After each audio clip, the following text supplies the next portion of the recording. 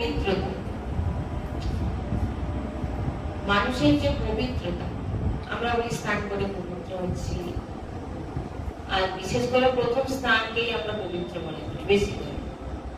তো এখানে বলছে এই লোকে জ্ঞানের সমান কোনো পবিত্রতা নেই, অর্থাৎ যার ভিতরে জ্ঞান নেই, কিছুই জানে না, কোনটা সঠিক কোনটা ভুল কিছুই জানলো না, কিন্তু সকালবেলা উঠে করে স্নান করে ফেলল, কারণ সবাই করে এসছে দেখেছি। তো এতে কিন্তু পবিত্রতা নেই। মেন পবিত্র এটা নয়। মেন পবিত্র কাকে বলে? এই লোকে জ্ঞানের সমান, জ্ঞান অর্থাৎ জ্ঞান মানে পড়াশোনার জ্ঞানের কথা বলেন, শাস্ত্রে যেগুলো বর্ণনা করা হয়েছে সেই সমস্ত জ্ঞান বলা হয়েছে, যেগুলো সদ্গুরু সাধু সন্ত আচার্যের বাণী, সেগুলো যখন আমরা সৎসঙ্গে বসে শ্রবণ করব, শ্রবণ করে নিজেরা জানতে পারবো সঠিকভাবে যে কোনটা ঠিক কোনটা ভুল, সেটাকে জ্ঞান বলা হয়েছে। আমরা সকালবেলা স্নান করলাম, আমি যদি বলি স্নান করে এখন আপনি অপবিত্র,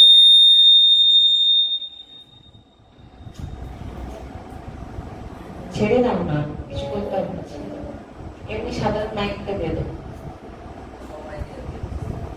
আর কিছু করতে হবে না, চলে হ্যাঁ কিছু করা। তো যদি বলি যে সকালবেলা স্নান করে ফেললে আমরা শুদ্ধতা বজায়, আমি যদি এখন আপনাদের অনেক রকম পদ্ধতি বলি যে আপনি কোন রকমই শুদ্ধতা নেই, এই কারণে মন দিয়েও শুদ্ধতা নেই, আর দেহের কোনো অংশে শুদ্ধতা হয় না স্নান করে। এটা যদি জ্ঞানের বিষয় বলে, শাস্ত্রের বিষয় বলে, শাস্ত্র আমাদের বলে যে সকালবেলা উঠে প্রার্থনা স্নান করা, তাহলে এই না যে আমরা পুরোপুরি পবিত্র হয়ে যাচ্ছি। তাহলে ওটা যদি বলেন তাহলে আমাদের পেটের ভিতরে তো আগের দিনের মাল ম্যাটেরিয়াল আছে, সবার তো ক্লিয়ার হচ্ছে না, তাহলে বলুন শুধু উপরসা জল বেঁধে দিলে কখনো হয় না, ভিতরটাকে পবিত্র করতে হবে, আর তার জন্যই আমাদের জ্ঞানের প্রয়োজন। তাই বলছে কি জ্ঞান? এই অপবিত্র শরীরকে আমি মেনে আপনি তীর্থযাত্রা করছেন। যেমন ধরুন এই আমরা শরীরকে নিয়ে কোন তীর্থে গেলাম, তীর্থে গিয়ে সেখানে স্নান করলাম, পুজো করলাম, যাওয়ার পর সেখানে ভগবানকে পুজো দিলাম, গঙ্গা যমুনা নর্মদায় স্নান করলাম, কিংবা 4 বার ধরে স্নানটা করলাম, বাড়িতে ফিরে এসে বললাম আমি জীবেরিতে গিয়ে 5 বার ডুব দিয়েছি, আমি গঙ্গায় গিয়ে 5 বার ডুব দিয়েছি। জানিস মানে কি হলো? এখানে অহংকারটা পুষ্টি পেয়ে গেল। মানে কি আমাদের ভিতরে অহংকার আছে যে আমি বাইরে গেছি, তীর্থে গেছি, সেখানে আমি গঙ্গায় নদীতে স্নান করেছি, আমি বিশাল পুণ্য অর্জন করে পেরেছি। এটাতে কি হলো? আমাদের ভিতরে যে অহংকারটা সেটা আরো শক্তি পেয়ে গেল, পুষ্ট হয়ে গেল। বলে আমি 4 ধাম হয়ে এসেছি, এই শরীরের অহংকার নিয়ে বসে আছো। যেই বলবেন এই কথা যে আমরা 4 ধাম বা 4 বহু তীর্থ আমরা ভ্রমণ করেছি, ভ্রমণ করে এসেছি, এই কথাটা বলা মাত্র এটা অহংকার। কারণ তুমি তীর্থে গিয়ে কি শিখেছো? তীর্থে গিয়ে তুমি এইটাই শিখলে যে সেখান থেকে এসে আমার অহংকারটা পুষ্ট, কারণ তুমি এখানে লোককে জানানোর চেষ্টা করছো, বিস্তার করার চেষ্টা, আমি এত দূর, আমি এত পুণ্যবান, আমি এত জায়গায় ঘুরে এসেছি, তুমি এইটা বলার, এটা প্রমাণ করার চেষ্টা করছো। তার মানে হচ্ছে যে তুমি এখনো অপবিত্র, তুমি এখনো অপবিত্র। কেন? তুমি এত সব জায়গায় ভ্রমণ করে এসেও তোমার ভিতরে আমি ভাবটা যায় না। আমি তীর্থ ভ্রমণ করে এসেছি, আমি ত্রিবেণীতে গেছি, আমি বৃন্দাবনে গেছি। এতে কি হচ্ছে? আমাদের অহংকার পুষ্টি হয়ে যাচ্ছে, আমরা আরো অপবিত্র হয়ে যাচ্ছি। মন অপবিত্র হলে যত উপর থেকে যত ক্রিয়া করবো, ভিতর যদি পরিষ্কার না হয়, উপর নোংরা থাকতে পারে কিন্তু ভিতর শুদ্ধতা থাকতে হবে। শুদ্ধ মানে ভিতরে তার ভক্তি থাকবে, দয়া থাকবে, করুণা থাকবে, অহংকার থাকবে না, তাকে শুদ্ধতা পবিত্রতা উপর সাথে। এই ভগবানের মানকে শুদ্ধ আধ্যাত্ম মান, খুব শুদ্ধ পবিত্র ভাগবত মান, যার ভগবত মান, যার জিহ্বায় সবসময় ভগবানের নাম থাকে, সব সময় প্রত্যেকটা নিঃশ্বাসের সঙ্গে যখন ভগবানের নাম থাকে, সে সবসময় পবিত্র। তাতে সে স্নান করুক আর না করুক, সে তীর্থে ভ্রমণ করতে যাক আর না যাক, সে বিগ্রহ সেবা করুক আর না করুক, মেন সে নাম ভগবানকে জীবে সবসময় উচ্চারণ করছে, এটাই সব থেকে মেন জিনিস।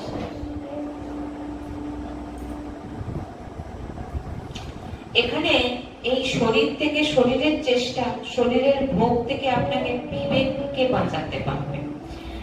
বলছেন যে আমাদের এই যে বিবেকটা জাগ্রত হয় এই সৎসঙ্গ থেকে। সঙ্গ ঠিক না করলে, অসৎসঙ্গ করলে, অসৎসঙ্গের যে ভাবটা আমাদের হৃদয়ে জাগ্রত হবে, অসৎ অসৎ কথা বলবো, কিছু মানবো না। আর যখন এই সৎসঙ্গ করবেন, বিবেক জানবে কোনটা ঠিক কোনটা ভুল আপনাকে বলে দেবে। তাই এই বিবেক সৎসঙ্গ থেকে প্রাপ্ত হয়। আমরা এই বিবেককে যে পাই সৎসঙ্গ থেকে, আর এই সৎসঙ্গ ভগবানের কৃপাতেই প্রাপ্ত হয়। ভগবান যখন কৃপা করেন তখন এই সৎসঙ্গ প্রাপ্ত হয়।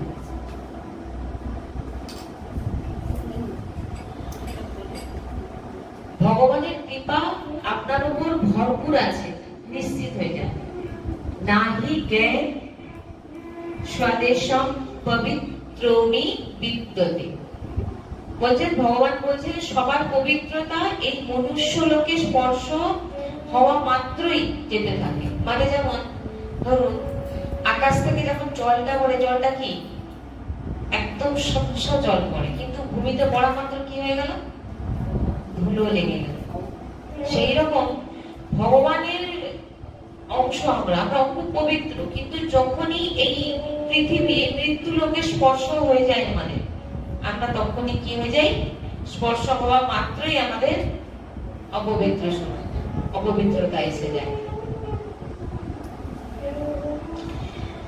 যেখানে শরীরে আমি করে এই মনুষ্য লোকে এসেছি, আমাদের সব জ্ঞান থেকে যায়। মানে আমরা কিন্তু সবকিছুই জানি।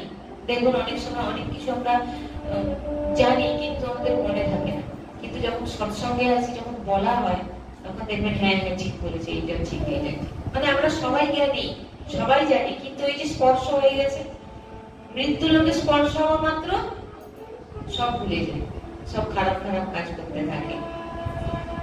তাই আমরা তখন থেকে অপবিত্র। যেমন আকাশ থেকে বৃষ্টি যখনই নিচে পড়লো, সে কি হলো, ধুলো লেগে গেল, নোংরা হয়ে গেল। তাহলে আমরা হাঁ করে আছি, মুখে জল পড়ে, যেটাকে আমরা খেয়ে নিচ্ছি, কিন্তু নিচে পড়ে যাওয়া মাত্র সেই জলকে আমরা কোনো কাজে লাগাতে পারছি। সেই রকম মানুষও যখন আসে পবিত্র হয়ে আসে, আর যখনই ভূমিষ্ঠ হয়ে পৃথিবীর সঙ্গে স্পর্শ হয়ে যাওয়া মাত্রই তার মায়া, মোহ, লোভ, ক্রোধ সব জড়িয়ে গেল, হিংসা, সমস্ত কিছু। যতক্ষণ এই ভাব আসবে, আমি করছি, আমি যাব, আমি ভাবটা দেখবেন যার মুখের মধ্যে আছে, নিজেকে প্রমাণিত করার চেষ্টা করছে যে আমি সবকিছু কর্তা, আমি সবকিছু করেছি, আমি সব জায়গায় ঘুরতে গেছি, আমি সবকিছু করে ফেলেছি। এখানেই গন্ডগোল।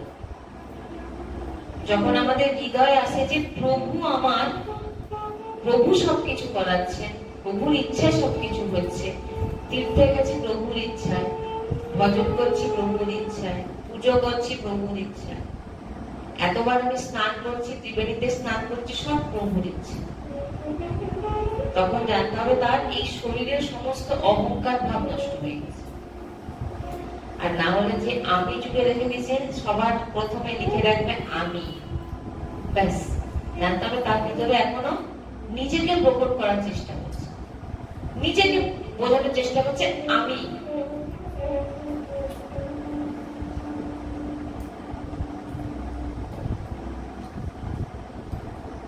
ভজন তো করছে, বিগ্রহ সেবাও করছে, মালা জপ করছে, ভজনও করছে, কীর্তনও করছে, কিন্তু তার জন্য ভগবত প্রাপ্তি দুর্লভ, ভগবানের প্রাপ্তি হবে না।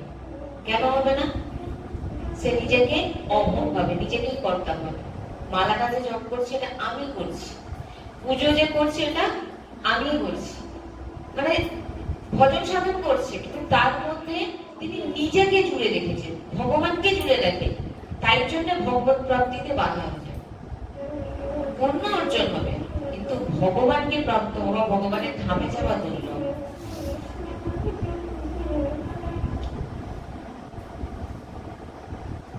তাই এই আমি ভাবটাকে আমাদের ছাড়তে, আর এই আমি ভাব ছাড়ার জন্য আমাদের বিশেষ করে এই সৎসঙ্গের প্রয়োজন। আপনারা চাই বিগ্রহ সেবা করুন না করুন, সবাই করতে পারেন।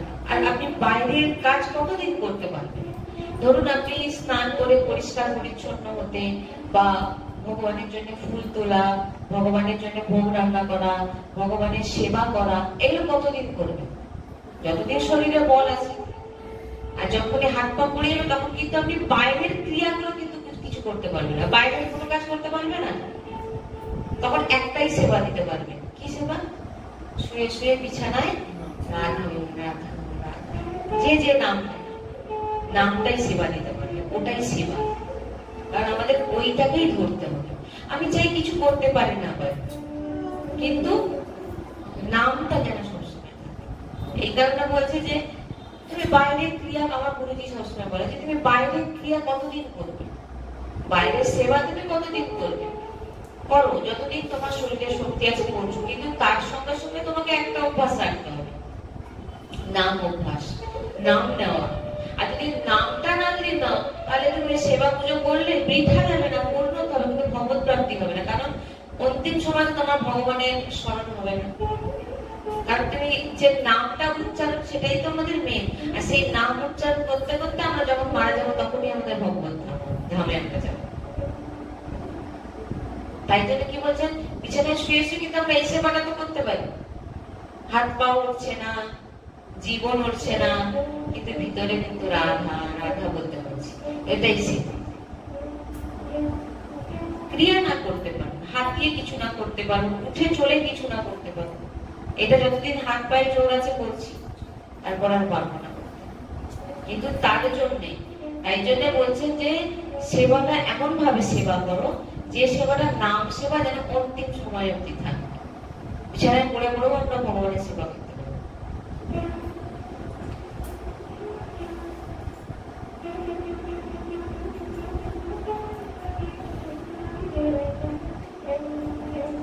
তাই বলছে শরীর প্রকৃতির অধীনে, শরীর প্রকৃতি যেভাবে শরীরকে চালাবে সেইভাবে চলবে। আজ ঠান্ডা গরম লেগে যাচ্ছে, কাল করোনা ভাইরাস লেগে যাচ্ছে, প্রকৃতির অধীনে আমরা সবাই। কেউ চিন্তা করে যাচ্ছেন কোন পিঁপড়ে পায়ের তলায় পড়ে মারা গেল, এটা তো পাপ হলো। পাপ হলো তো, একটা পিঁপড়ে অজান্তে হোক জেনে হোক একটা জীব হত্যা হয়ে গেল, এটা কিন্তু পাপ, জেনে করুন আর অজান্তে করুন। যতক্ষণ শরীরে অর্থাৎ অহংকার ভাবটা থাকবে ততক্ষণ কিন্তু পাপের ভাগিদার হবে। বলছে যতক্ষণ তুমি ভাবছো যে আমি নিজে সবকিছু করে নিচ্ছি, তোমাকে কিন্তু এই একটা পিঁপড়ে মরে যাওয়ার, যে পায়ের নিচে মরে যাওয়ারও ফল কিন্তু ভোগ করতে হবে। আর যখন প্রভুর আশ্রয় নিয়ে নিয়েছো, ভগবান শ্রী হরির আশ্রয় নিয়ে নিয়েছো, বলছেন যে নিয়ে নেওয়া মাত্র ওই ব্যক্তি ভুল করে অপরাধ যদি হয়ে যায়, প্রভু হৃদয়ে বসে সে পাপকে নষ্ট করে দেয়। যদি আশ্রয় নিয়ে না, আশ্রয় না, প্রভু আমি তো কিছুই জানি না, আমি তো ছোট বালক, আমার মধ্যে সে কোনো জ্ঞানও নেই, কিছু নেই, আমি তোমার আশ্রয়, তুমি যেভাবে আমাকে চালাবে। তখন প্রভু জানে যে এই ভুল করুক আর ঠিক করুক, আমি তো সেটাকে নেই। তখন কেউ একটা পিঁপড়ে যদি আমাদের পায়ের নিচে মরেও যায়, ভগবান বলছেন এখানে যে আমি তার হৃদয়ে বসে তার পাপকে নষ্ট করে দেব। আর যখন তুমি বলছো আমি করছি, আমি করব, আমি সব করে ফেলেছি, বলে যখন পিঁপড়ে যখন মরছে তাহলে তুমিই ভোগো। একটা গাছের পাতায় ভাঙছি, তুমিই ভোগো। আর যখন ভগবানের আশ্রয় থাকবেন তখন কি হবে, ওই ভোগটা কে করবে? ভগবান সমস্ত কিছু নষ্ট করে দেবে, সমস্ত পাপকে। ভগবান বলছেন আমি ভগবান বলছেন আমি তার হৃদয়ে বসে আমি তাকে নিষ্পাপ করে দিই, যে ভগবানের চরণ আশ্রিত, তার সমস্ত পাপ দূর করে দিই। সংসারে যজ্ঞ, তপ করা, পুজো করা, ব্রত করা, ধ্যান, প্রাণায়াম, যত সাধন আছে, গঙ্গা স্নান, যমুনা স্নান, গোদাবরী তীর্থ আদি, এই সব পাপ নষ্ট করার জন্য উপায়। এ বড় পবিত্র উপায়, এটাও অপবিত্র নয় যে যজ্ঞ করছি, তপ করছি, তীর্থে যাচ্ছি, প্রাণায়াম করছি, সাধন করছি, গঙ্গা গোদাবরীতে স্নান করছি, এটা কিন্তু খারাপ নয়, এটাও একটা উপায়। কিন্তু এই সবে পাপ ও প্রবৃত্তির নাশ হবে না, মানে পাপ তো নষ্ট হয়ে গেল, কিন্তু এসে আমরা আবার পাপ করতে পারি। কি এটা অনেকবার বলেছি যে ধরুন গঙ্গা যমুনা বিভিন্ন তীর্থে যজ্ঞ তপ সমস্ত কিছু করে আমরা ঘরে ফিরে আবার গালাগালি শুরু করে দিলাম, দুর্নীতি শুরু করে দিলাম, নিন্দা শুরু করে দিলাম, চুগলি শুরু করে দিলাম, তখন কিন্তু আবার পাপ শুরু হয়ে গেল। এই তীর্থ ভ্রমণে কিন্তু খারাপ কিছু না, তীর্থ ভ্রমণ সব কাজে লাগবে, কিন্তু ওই যে পাপ করার যে মনোভাবটাকে নষ্ট করবে না, কিন্তু প্রবৃত্তিকে নষ্ট, কিন্তু সৎসঙ্গ, ভগবানের এই যে সৎসঙ্গ হচ্ছে, এটাকে সৎসঙ্গ বলা হয়। এই সৎসঙ্গে যখন আপনি এসে যাবেন, বসবেন, শ্রবণ করবেন, তখন আপনার পাপ যে করা আপনি জেনে যাবেন যে এটা করে যখন পাপ হবে, ওই পাপ করার মনোভাবটা আপনার নষ্ট হয়ে যাবে। সমস্ত তীর্থ ভ্রমণ করে যে ফল পাবেন আপনারা, সেটা কিন্তু এক নিমিষে নষ্ট হয়ে যাবে, আবার পাপ করে ফেলবেন। কিন্তু ঘরে গৃহে বসে গুরু আশ্রিত বা সৎসঙ্গে আশ্রিত হলে আপনার পাপ করার মনোভাবটাই নষ্ট হবে। মনোভাব মানে কোনটা খারাপ আপনারা বুঝতে পারেন, যে কারণ নিন্দা করলে খারাপ, কারণ আমি বললে খারাপ, এগুলো যখন জানবেন তখন আপনারা বলবেন না। যেটা আপনি ধামে গিয়ে পাবেন না, যেটা আপনি গঙ্গা স্নান করে পাবেন না, কি পাবেন? সেখানে আপনাকে কেউ বলবেন যে আমি বলাটা ঠিক না, আর কেউ বলবে যে সৎসঙ্গ করো, সৎসঙ্গে বিবেক জাগ্রত হয়, কেউ বলবে না। সেখানে পাপ নষ্ট করে চলে আসে, আবার পাপ হবে। তার জন্যই সৎসঙ্গের দরকার। না আপনি পারেন কোনো কিছু সেবা করতে, দরকার নেই, যতটা ভগবান করাবে করবেন, না হলে চুপচাপ থাকবেন, তিনি তার যতটা করানোর করিয়ে দেবেন, চিন্তার কোনো বিষয় নেই। জোর করে আয় আমার কিছু হচ্ছে না, এত কিছু ভাবার দরকার নেই। আসছে ভগবান আনতে তোমার চরণে আসছে, যে তুমি যতটুকু করানোর করো, কারণ আমার বল নেই ভগবান শ্রীকৃষ্ণ রাধা কৃষ্ণের সেবা করা আছে, বল আচ্ছা ক্ষমতা, তার বলে আমরা বলবো। তিনি বল দিচ্ছেন যে আমাকে সেবা কর, তিনি বল দিচ্ছেন আমার আরতি কর, তিনি বল দিচ্ছেন যে আমার নাম জপ কর, তবেই হচ্ছে তিনার বলে আমরা বলবো। কিন্তু আমরা এখানে উল্টো বুঝি, আমি সব করছি। তাই জন্য বলছেন যে কোন জোরদার করার কিছু করার দরকার, স্বাভাবিক আসছে ভগবান আমি তো তোমার, তুমি জানো আমি কিছুই করতে পারি না, যতটা করানো তুমি করিয়ে, তিনি তা করিয়ে দেবে নিশ্চিন্ত ভাবে। যতটা করানো, যতটা সেবা, যতটা পুজো, যতটা সবকিছু তিনি করিয়ে দেবে।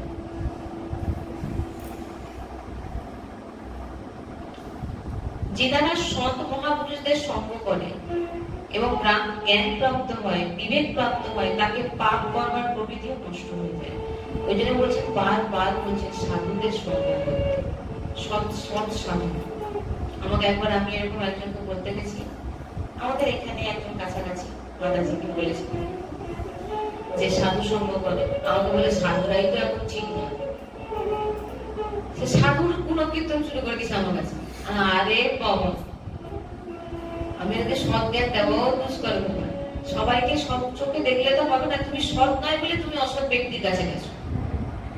যখন তুমি ভগবানের সত্যিকারে আশ্রিত হবে, ভগবান তোমাকে সঠিক ব্যক্তির কাছে নিয়ে যাবে, অসৎ ব্যক্তির কাছে নিয়ে যাবেন।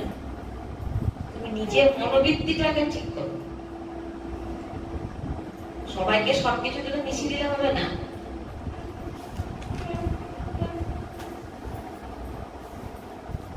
এত বড় কথা কোনদিন শোনেননি। বলছেন কোন তীর্থে যেতে হবে না, সব তীর্থ ভগবত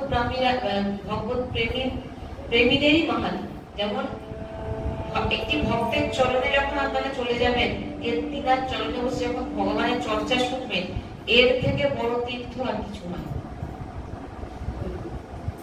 এর থেকে বড় তীর্থ আর হয় না, এটা জেনে রাখবেন। ওই জন্য দাসান দাস ভগদাস ভূঁইয়া এখানে বলছেন যে, বৃদ্ধাসুর বলছেন যে প্রভু আমাকে আপনি আপনার দাসের অনুদাস বানিয়ে, মানে আপনার একটি ভক্তের চরণের দাস বানিয়ে। বলেননি যে আপনার দাস বানান, বলেননি আপনার ভক্তের দাস বানিয়ে, দাসান দাস। তাই একটি প্রকৃত ভক্তের সঙ্গে বসে সাধু সঙ্গ করা, মানে সমস্ত তীর্থ সেখানে চলে আসে। তাকে তীর্থে যেতে হবে, তার কাছে তীর্থ চলে আসে। যিনি সদ্গুরু, তিনার চরণ বিন্দু থেকে তীর্থ আসে।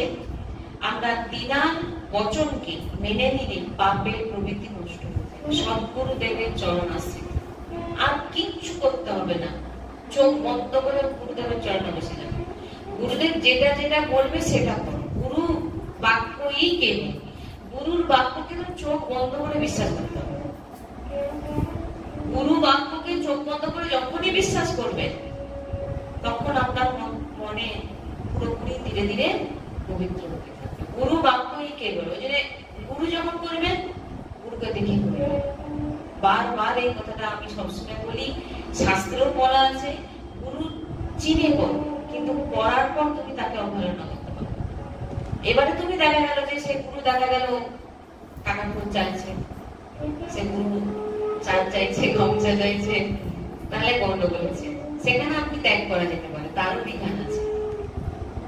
হয়তো আপনি করে ফেলেছেন, তারপর দেখা গেল গুরু लोभी একবারে বলেছিলাম না কথাটা, লোভী গুরু লালচি ছেলা দোনো নরক में ठेला দুইজনই নরকে যাবে যদি গুরু ঠিক না হয়। আর তার সঙ্গে সঙ্গে চেরাও ভীষণ নরকে যাবে। গুরু শিষ্য নরকে ঠেলাঠেলি করবে গিয়ে। এদিকে গুরু সঠিক দেখে বানাও, যাতে লোভী না। আর যেমন আমাদের মানে সেদিনকে আমিও গ্রন্থেও বললাম, গুরুজির মুখেও শুভ করলাম, ভাগবত কথাকে কখনো বিক্রি করতে, কীর্তনকে কখনো বিক্রি করতে সবসময় জানবে। ভাগবত কথা কীর্তনকে কোনোদিন বিক্রি করতে নেই। অনেকে বলে তাহলে জীবিকা চলবে কি করে? আরে জীবিকা চলার জন্য তোমাকে তো ভগবান লাখো জিনিস দিয়েছে, তুমি সেইগুলো করো। ভগবত জিনিসটাকে তুমি কেন কাজে লাগাচ্ছ? আমাকে একজন বলছিল যে আমাদের জীবিকার জন্য আমরা পেট চলবে কি করে?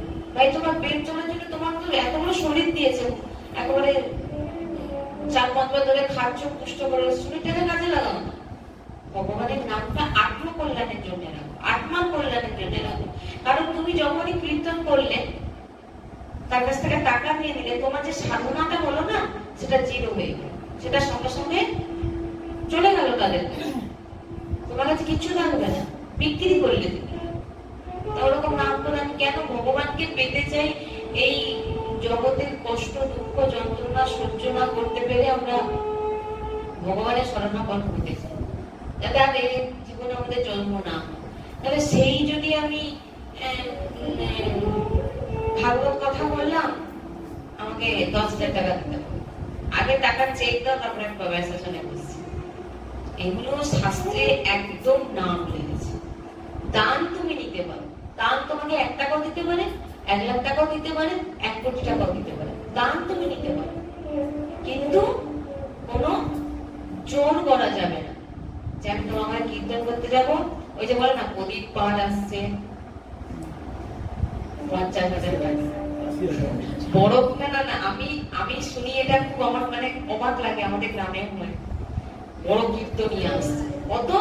50,000। কোনোদিনও বড় কীর্তনিয়া সব থেকে নিম্ন, ওর মুখে শোনা উচিত না। কিছু মনে করবে না। দেখুন, আমি যেটা শাস্ত্রের কথা আমি এখানে বলবো, কার ভালো লাগুক আর না লাগুক আমার কিছু যায় না। ও কোনো বড় কীর্তনিয়া নয়। বড় কীর্তনিয়া হবে সেই, বড় কীর্তনিয়া হবে সেই যিনি ভগবানের নাম নিঃস্বার্থে প্রচার করে, টাকা নিয়ে নয়। কিসের বড় কীর্তনিয়া? তুমি ভগবানের নাম 50,000 টাকা 1 লাখ টাকা দিয়ে বিক্রি করছো। তোমার মুখে কীর্তন, তোমার মুখে শুনলে না জীবনে ভগবানের উপর প্রেম জাগতে হবে, লিখে নিবি। লিখে নিয়ে যান, ভালো লোককে জিজ্ঞাসা করবেন, বলে দেবে। যেখানে পয়সা যুক্ত থাকবে সেখান থেকে সরে যাবে, ওখানে কোনো পূর্ণ নেই। ভগবানের প্রতি প্রেম পূর্ণ হবে, ভগবানের প্রতি প্রেম কোনোদিন উৎপন্ন হবে না। ভগবানের কাছে প্রেম উৎপন্ন করতে গেলে, ভালোবাসতে গেলে আপনাকে সাধুর সঙ্গে শরণাগত হতে হবে। নাহলে এ বড় কীর্তনিয়া, সে বড় কীর্তনিয়া, আর টাকা নেবে আগে চেকটা দাও, তারপর না। কোনো দিন এগুলো থেকে বের বাঁচবে। ভাই আমি তোমাকে দেবো, তুমি চাইতে পারো না আমার কাছে। একে সদ্গুরু বলে, সৎ বৈষ্ণব বলে। তার মুখে শোনো, সে যেটা বলবে সেটা তোমার ভগবত প্রাপ্তি হয়ে যাবে।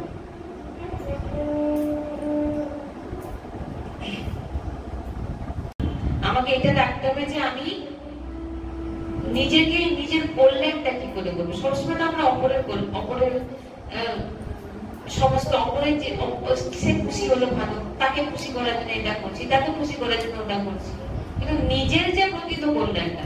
আপনারা বলুন যে আমরা সকাল থেকে রাত অব্দি অন্য সে আমাকে ভালো করবে কি করে, সেইটার জন্য আমরা লেগে যাই, করি না?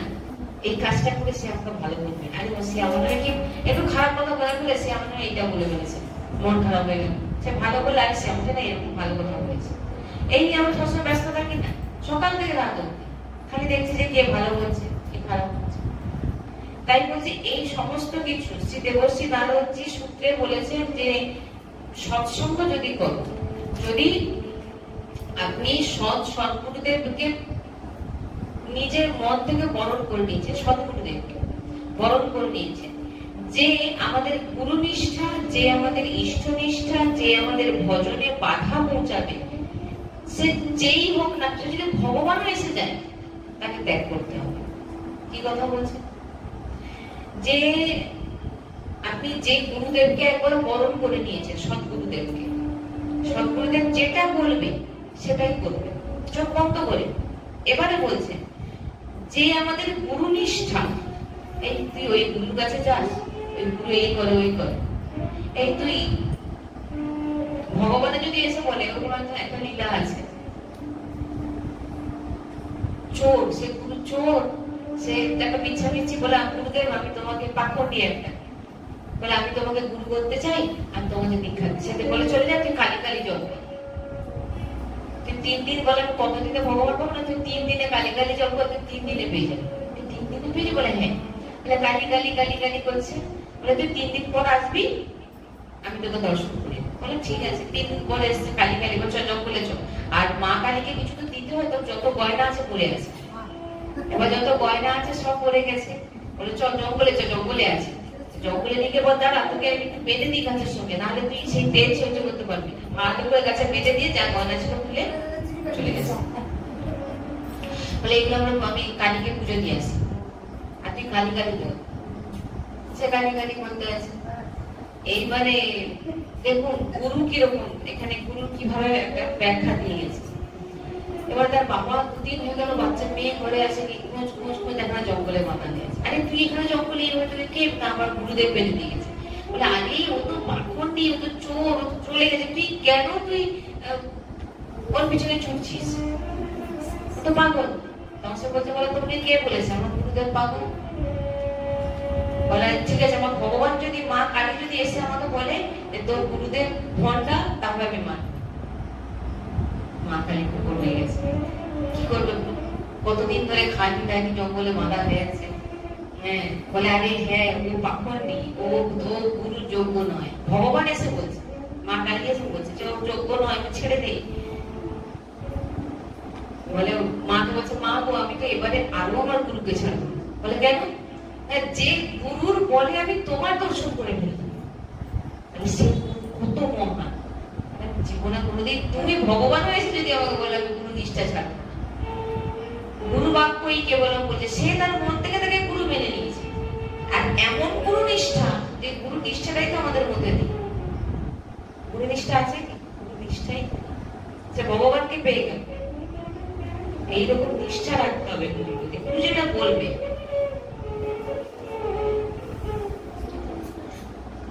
যদি ভগবানও এসে যায় ওটা সবসময় ওরা অসৎসঙ্গ হয়ে যাবে। এখানে বলছে ভগবানকে অসৎসঙ্গ হয়ে যাবে। কেন বলছে? যে গুরু নিষ্ঠে বাধা এসে যাচ্ছে। গুরু যেটা আমার গুরু ঠিক বলছে, ভগবান এসে বলছে যে আরে সেই গুরু ভণ্ড, তুই ছেড়ে দে। বলে না না, ওই গুরুই আমার তোমার দর্শন করে দিয়েছে, তাহলে আমি তাকে ভণ্ড কি করে বলবো? এটাই হচ্ছে গুরু নিষ্ঠা। কতটা গুরুকে মানো, এটাই হচ্ছে মেয়ে। আমাদের ইষ্ট গুরুদেব ভজন মার্গে অনন্যতা আনতে হবে, যে আমাদের গুরু আমাদের ভগবানের কাছে মিলিয়ে দিতে পারবে। একমাত্র গুরু, একমাত্র গুরুদেব, গুরুদেব চাই, সৎ গুরুদেব। আর যে গুরুদেব বলবেন যে সব খাও, দীক্ষা নাও, যবে মন চায় ছাড়বে, সেই গুরুদেবের কাছ থেকে যাতে আপনি দীক্ষা নেবেন না, দূরে চলে যাবেন, আরো নরকে যাবেন। যে গুরুদেব এইটা বলে। আর আমাদের শাস্ত্রে ভাগবতের চতুর্দিক বিস্তারিত ভাবে বলা আছে। আচ্ছা, তারপরে বলছেন আমাদের উপাসনায় বাধক, আমাদের গুরু নিষ্ঠায় বাধক হয়, তো তিনি ভাগবতিক কিন্তু আমাদের জন্য দুঃসঙ্গ হবে। বলছেন আমাদের উপাসনায় বাধক, যে তোমার গুরু যেটা বলেছে ভুল বলেছে। উপাসনায় বাধক মানে যে তোমার অন্য ধরুন একজন অন্য রকম কিছু মানে, ঠিক আছে, আর আপনার গুরু আপনাকে অন্য একটা নির্দেশ দিয়েছে, এবার সে তার নিজেরই এটাকে ফলানোর জন্য তিনি কি বললো? যে তোমার গুরুদেব ভুল বলেছে। কি বললো?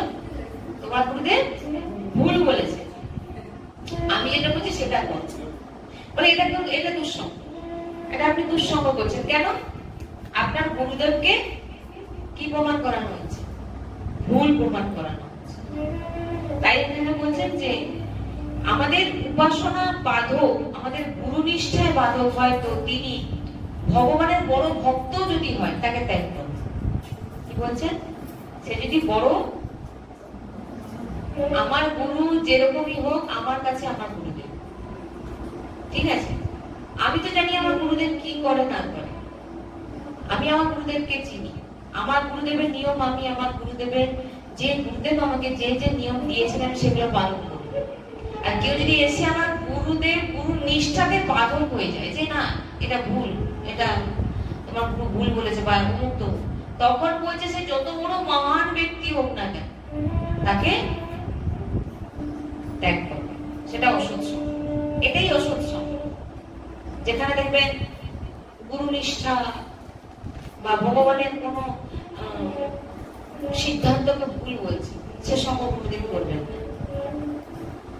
দুঃসঙ্গ সর্বথৈব ত্যাগঃ, বলছেন যে দুঃসঙ্গের সর্বদা ত্যাগ করে দাও, দুঃসঙ্গ ত্যাগ করে দাও। সে যদি বাবাও হয়, মাও হয়, যে কেউ, গুরুও যদি হয়, কিরকম? আপনি পিতার কথা যদি বলেন, প্রহ্লাদের পিতা কে ছিলেন? হিরণ্যকশিপুকে ত্যাগ করেছিলেন। গুরু নিষ্ঠায় যদি বলতে পারেন, আপনি বলির কথা বলতে পারেন। বলি মহারাজ ভগবানের বিরুদ্ধে, বলির যে গুরুদেব কে ছিলেন? শুক্লাচার্য। শুক্লাচার্যকে ত্যাগ করেছিলেন। জানেন কি, যখন বামন ভগবান গেছিলেন, বর চেয়েছিলেন, হ্যাঁ 3 বর, মানে এগুলো জানেন তো। সেই সময় যখন শুক্লাচার্য জেনে গেছিলেন যে এই ভগবান এসছেন, আর বলি হচ্ছে প্রহ্লাদের বংশধর, ভক্তির পরম্পরা, সেটা যতই হোক ভগবানের তো ভক্তের সাক্ষাৎ দর্শন হয়েছে, যে ভগবান যার জন্য প্রহ্লাদ ভগবানের জন্য, প্রহ্লাদজির জন্য নৃসিংহ ভগবান অবতার নিলেন, এক অদ্ভুত রূপ নিলেন, সেই বংশধর হচ্ছে বলি মহারাজ। তো তখন তিনি বলছেন, আরে শুক্রাচার্য বলছেন বলি এই তো ভগবান, এই ছলনা করে এসে তোকে শেষ করে দেবে, তুই এর কথা শুনিস না। তখন গুরুর কথা মানেন। তখন গুরু কি করেছিলেন, যে বামন ভগবানের যে কুমণ্ডল হাতে ছিল, কুমণ্ডলের মুখে দিয়ে শুক্লাচার্য ছোট্ট হয়ে ঢুকে গেছিল, আর তখন ভগবানের কানা করে দিয়েছিলেন, ওই খুঁজে দিয়েছিলেন। যখনই জল নিয়ে ওই সংকল্প করতে যাবে, সংকল্প করতে যখন জল নিয়েছিলেন, সে জলটা বেরোচ্ছিল না, তখন এই লাঠি দিয়ে খুঁজে দিয়েছিলেন, ওনার চোখ একটি বন্ধ হয়ে গেছে। এ অনেক ব্যাখ্যা আছে, আমি সংক্ষেপে শোনালাম।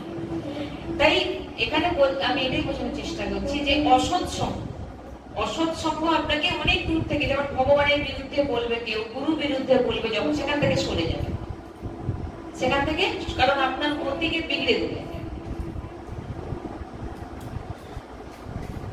বলছেন এখানে কখনো ইষ্ট গুরুদেবের শাস্ত্রে এই যে নিন্দা, ইষ্ট আপনাদের যে ইষ্ট হতে পারে, কেউ কালী দুর্গা, যে যাকে ইষ্ট মানে, ইষ্টকে কেউ যদি ছোট করে, গুরুদেবকে যদি কেউ ছোট করে, আর দ্বিতীয় হচ্ছে শাস্ত্রকে কেউ যদি মিথ্যে বলে, তার কাছ থেকে একদম দূর দূর থেকে তার দর্শন করবে, কারণ আপনার নরকে যাওয়ার রাস্তা ওই তৈরি করে দেবে।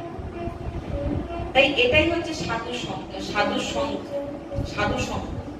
আর এটা এই সবার নিন্দা যদি যে করে থাকবে, আর তার সঙ্গ যে করবে, তার কথা যে শুনবে, সেই হচ্ছে সব থেকে বড় পাপী। তাই বলছে এই যে কলিযুগের চাল, এটাই হচ্ছে কলিযুগের চাল। আর এই কলিযুগের এই যে চালগুলো থেকে বাঁচার জন্যই আমাদের এই সৎসঙ্গ। আপনাদের ভিতরে যে বিবেকটা আছে সেটা জাগ্রত হবে, যে এই সৎসঙ্গ থেকে আমি এটা শুনেছি যে যেখানে শাস্ত্র বিরুদ্ধে কোনো কথা হচ্ছে। আমাকে তো একজন এসে সরাসরি বলছেন, শ্রীকৃষ্ণ যদি এতগুলো বিয়ে করতে পারে, তাহলে আমরা কেন করতে পারবো না? শ্রীকৃষ্ণ 16,108টা বিয়ে করেছিলেন, তুমি একটা সামলাতে পারছো না, তুমি 16,000 কি করে সামলাতে? চালাতেই পারবে না, বিকারের রাস্তায় করবে। কার সঙ্গে ভগবান শ্রীকৃষ্ণ রাসলীলা করেছিলেন? না না, রাসলীলা করেছিলেন। আমাকে এসে বলছে, আমার কাছে বলছে, চুপ সরে গেলাম ওখান থেকে। ভাই তোমাকে আমি বোঝানোর মতো ক্ষমতা আমার নেই, ভগবানও আসতে তোমাকে বোঝাতে পারবে, আর তোমার কাছে কৃপা নেই।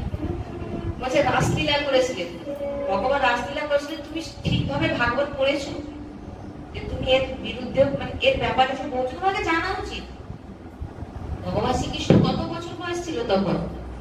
10, 9, 10, 11 বছর বয়স ছিল। তখন কোন শিশুর ভিতরে কাম ভাব আসতে পারে না। এটা ভগবানের লীলা, এটা ভক্তদেরকে আনন্দ দেওয়ার জন্য ভগবান রাসলীলা করেছিলেন। সেটা তুমি সঠিক ভাগবত পড়ো, তারপর তুমি ব্যাখ্যা করবে।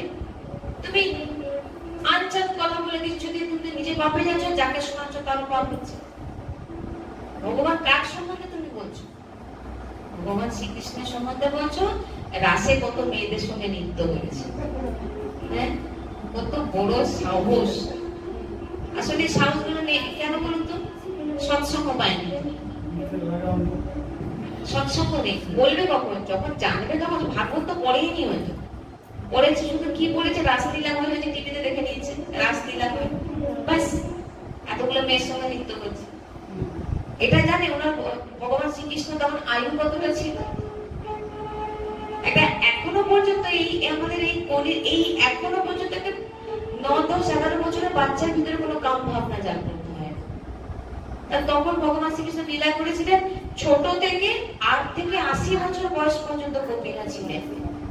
ওনারা কে ছিলেন বলে, যখন রাম ভগবান যখন যুদ্ধে গেছিলেন, যে সমস্ত জঙ্গল দিয়ে গেছিলেন, সেখানে অনেক সাধু সন্তরা ভগবানকে চরণ স্পর্শ করার জন্য লালায়িত হয়েছিলেন। ভগবান, আর তখন রাম ছিলেন কাউকে স্পর্শ করতে দিতেন। তখন বলেছিলেন, তোমরা কলি যুগে, এই দাপর যুগে আমি আসবো, তোমাদেরকে আমি সবাইকে স্পর্শ করবো, আর তোমাদের সবার মনস্কামনা পূর্ণ করবো। আর সেই অত ঋষি ঋষিরা ওনারাই কবি সেজে এসেছিলেন। আমাদের ঘরের কথা নয় যে যা ইচ্ছা বলে গেল, কোনোদিন বলতে নেই। আর যে বলবে তাকে যে সরে যাবে, মহাপাপী, মহাপাপী। আরেকজনকে পাবে নরকে নিয়ে যাবে।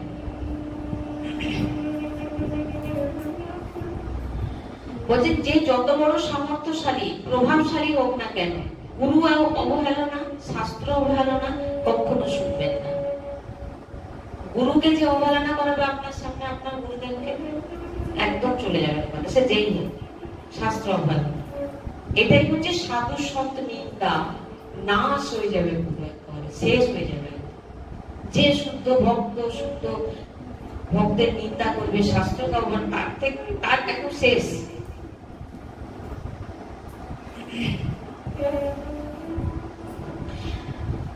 বলছেন যে যে আমি তো বলি না, আমি সাধু নিন্দা করি, কিন্তু যখন বলে দাঁড়িয়ে দাঁড়িয়ে খুব ভালো লাগে শুনতে।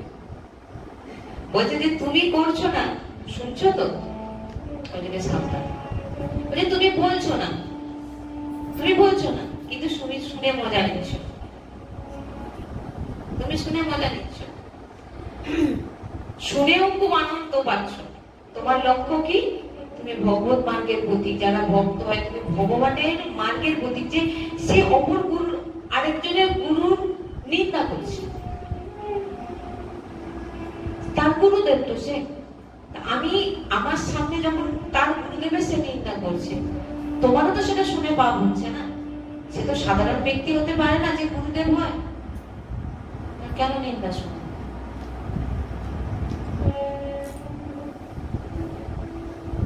এতটুকু কৃতজ্ঞতা রাখুন যে যিনি কৃপা করে নাম রূপ লীলা, আবার দেখতে হবে, গুরুদেবেরও বিচার করে করতে হবে।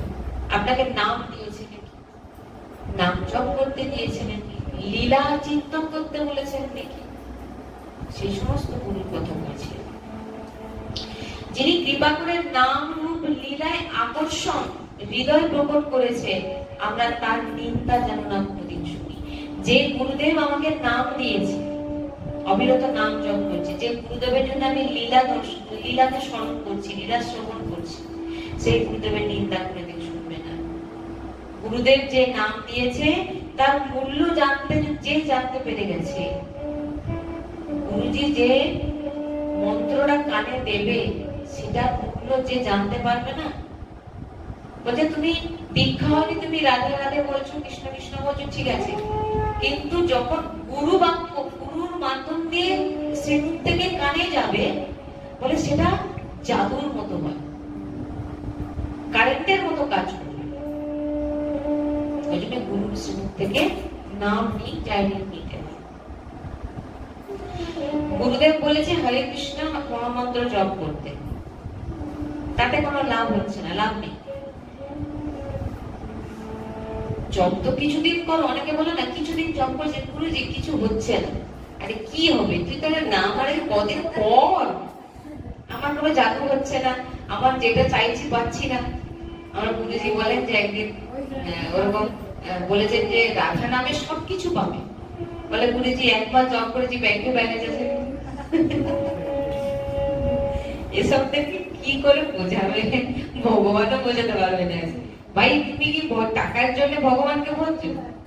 হ্যাঁ, টাকাও দেবে ভগবান, তা তুমি আগে কিছুটা সময় তোমাকে তো সাধনা করতে হবে, কিছু না করো, নাম তো তোমাকে নিতে হবে। 1 মাস 2 মাস দিয়ে তুমি বলবে আমি সব পেয়ে যাবো, কোনোদিন হয় না।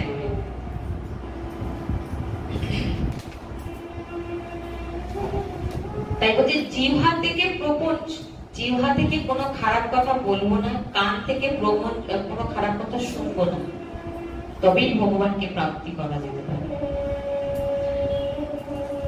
প্রভু যে কোনো নাম মহামঙ্গলময়। গুরুদেব যে নাম দিয়েছে পূর্ণ আসক্তি হয়ে যায়। যে গুরুদেব যে নামটা দিয়েছে ওটা কিন্তু পূর্ণরূপে জপ করুন, ওটাই আপনাকে ভগবত প্রাপ্তি করিয়ে দেবে। দেবর্ষি নারদজি বলছেন, যেমন আমি সাধু সঙ্গের মাহাত্ম্য বললাম, যে সাধু সঙ্গ করলে কি হবে, এবারে বলছেন যে পাপীদের সঙ্গ করলে কি। সাধু সঙ্গ করলে, তীর্থ ভ্রমণ করলে, আগে সবকিছু বললাম যে তীর্থে গিয়ে যে ফলগুলো আপনারা পাবেন, কোন শুদ্ধ ভক্তের চরণাশ্রিত হয়ে হরির চর্চা শুনলে তীর্থ আপনার চরণে এসে হাজির হয়ে যায়। সেই রকম এখানে এবারে বলছে এসে যে সৎ সমাগম করে আর তার দ্বারা প্রাপ্ত জ্ঞান নৌকায় আপনি বসে পাপ সমুদ্রকে পার করতে পারেন। কারণ গুরুদেব সন্ত যে বাণীগুলো বলবে, সেগুলোকে যখন আমরা ধারণ করব, তখন আমরা ভব সমুদ্রে পার হয়ে যাব। ওই বাণীই হচ্ছে শ্রেষ্ঠ। গুরু কাকে মানে, গুরু কাকে বলে বলুন তো? কোনো ব্যক্তিকে গুরু বলে? ব্যক্তিকে গুরু বলে না। গুরু শব্দ ব্রহ্মকে বলে, এই শব্দকে গুরু বলে। গুরুর কাছে আপনি কি নিতে এসেছেন? শব্দ, কি তাই না? আর শব্দকে ব্রহ্ম বলা হয়। গুরুর কাছে যখনই আসবেন সৎ বাক্য পাবেন। গুরুর মেন হচ্ছে বাণী, তাকেই গুরু বলে। গুরু কোনো ব্যক্তিকে বলে না, কোনো স্ত্রী পুরুষকে বলে না, গুরু ব্রহ্মকে বলে, এই বাণীকে বলে।